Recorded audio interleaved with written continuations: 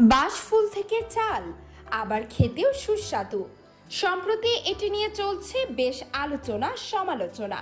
দিনাজপুর জেলার ফুলবাড়ী উপজেলার বাসিন্দা সঞ্জু রায় বাঁশের ফুল থেকে চাল উৎপাদন করে বেশ সাড়া ফেলে দিয়েছেন।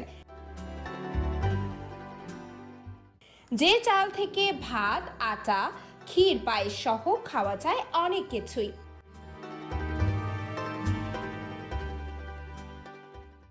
এর জন্য স্থানীয় অনেকে আবার সাঞ্চুকে নতুন চালের আবিষ্কারকও বলতে শুরু করেছেন। তবে বাঁশের ফুল থেকে চাল কি এই প্রথম কেউ আবিষ্কার করেছে, নাকি এতদিন শুধু আমাদের কাছেই অজানা ছিল? চলুন বাঁশ ফুল থেকে চাল সম্পর্কে একটু জেনে নেই। বাঁশের চাল চালের একটি বিরল প্রজাতি, যেটি মূলত অতি